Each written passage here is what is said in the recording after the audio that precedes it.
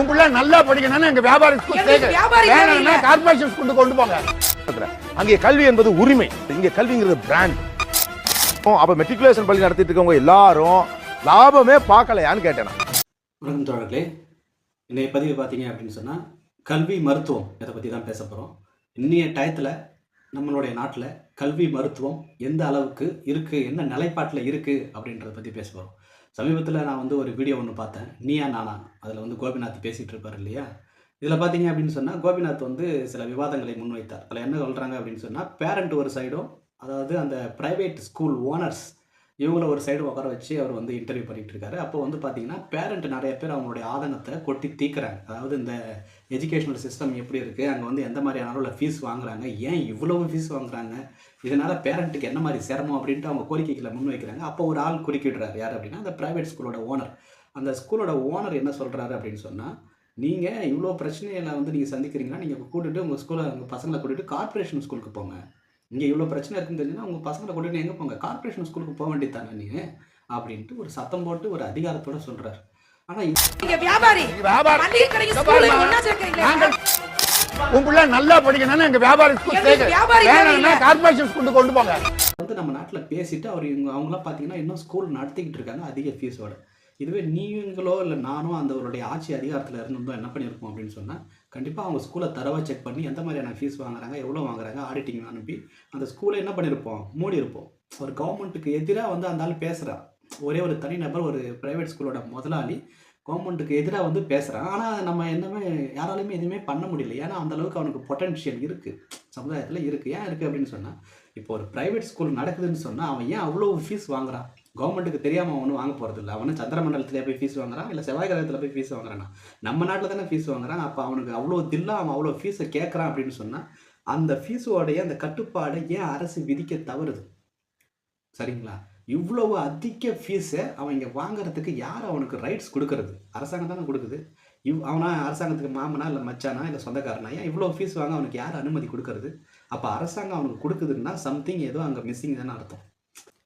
இன்னைக்கு எல்லாரும் தனியார் பள்ளியில் தான் சேர்த்தா தங்களுடைய பிள்ளைகள் நல்லா படிப்பாங்க, நல்லா கவனிச்சுப்பாங்க, பிள்ளைகளை நல்லா பார்த்துப்பாங்க அப்படின்னு ஒரு நம்பிக்கையை இங்கே கட்டமைக்கப்பட்டு இருக்கு.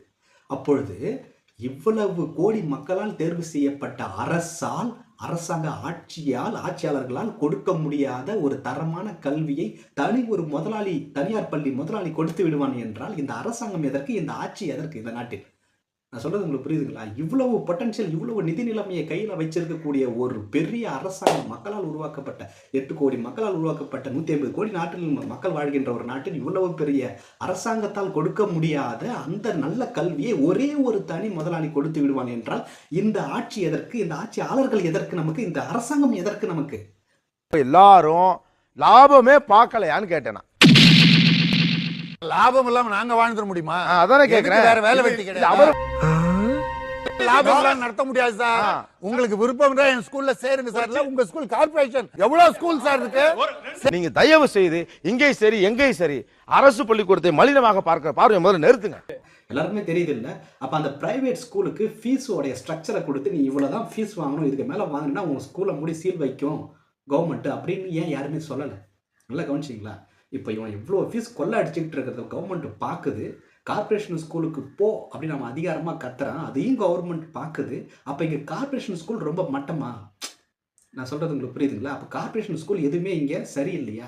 மாநகராட்சியில், நகராட்சியில் நடத்தப்படும் பள்ளிகள், அரசு இவ்வளோ ஃபண்டு ஒதுக்கி இவ்வளோ அதிக சம்பளம் கொடுத்து நடத்தப்படும் பள்ளிகளில் இங்கே தரம் இல்லையா அப்படின்னு நமக்கு ஒரு கேள்வி எழுதா இல்லையா? பார்த்தீங்க அப்படின்னா கவர்மெண்ட் வேலைக்கு போகிறாங்க, தயாராக இருக்காங்க. கவர்மெண்ட் வேலை கிடைச்சிதுன்னா போகிறதுக்கு தயாராக இருக்காங்க. அது என்ன வேலையாக இருந்தாலும் கணக்கு இல்லை. ஆனால் கவர்மெண்ட் வேலைக்கு போக தயாராக இருக்காங்க. ஆனால் ப்ரைவேட் வேலைக்கு யாரும் போக தயாராக இல்லை. நான் சொல்கிறது புரியுதுங்களா? ஏன் இந்த மாதிரி பண்ணுறாங்க அப்படின்னு சொன்னால், ஏன் கவர்மெண்ட் ஸ்கூலோட தரத்தை உயர்த்தலை அப்படின்னு சொன்னால், தரம் நல்லா இருந்தால் எல்லாருமே என்ன பண்ணிடுவோம், கவர்மெண்ட் வேலைக்கு போகிறோம் இல்லையா? கவர்மெண்ட் வேலை சொகுசாக இருக்குன்னு தானே எல்லாருமே கவர்மெண்ட் வேலைக்கு போகிறாங்க. ப்ரைவேட் வேலையில் ப்ரெஷர்னு தானே ஓடுறாங்க. கவர்மெண்ட் வேலையில் சரியான லீவ் கிடைக்குதுன்னு தானே போகிறாங்க. மெடிக்கல் லீவ்லாம் எடுத்துக்கலான்னு தானே போகிறாங்க. ப்ரைவேட் வேலை அந்த மாதிரி தான் வேலை போயிடுதா இல்லையா? அதனால தான் கவர்மெண்ட் போகிறாங்க. அப்போ கவர்மெண்ட் வேலை நல்லா இருக்குது. அதே மாதிரி கவர்மெண்ட் ஸ்கூல் நல்லா இருந்தால் கண்டிப்பாக எல்லாரும் கவர்மெண்ட் ஸ்கூலுக்கு போயிருப்பாங்க. இவங்க வேணுங்கன்னு என்ன பண்ணுறது இல்லை, கவர்மெண்ட் ஸ்கூலோட தரத்தை உயர்த்துறது இல்லை, கவர்மெண்ட் ஹாஸ்பிட்டலோட தரத்தை உயர்த்துறது இல்லை. அப்போ தான் எல்லாரும் காசு கொடுத்து ப்ரைவேட்டுக்கு போவாங்க. புரியுதுங்களா? இதனால தான் தரம் உயர மாட்டேங்குது. ஏன் அவங்க எல்லாரும் ப்ரைவேட் ஸ்கூலுக்கு போக வைக்கிறாங்க அப்படின்னு சொன்னால், அந்த பிரைவேட் ஸ்கூலை நடத்துறதே பினாமியில் நடத்துறதே அரசியல்வாதிங்க தான் 90% நடத்துகிறாங்க. அதனால என்ன பண்ணுவாங்க அப்படின்னு சொன்னால், இவங்க யாருமே இந்த கவர்மெண்ட் ஸ்கூலை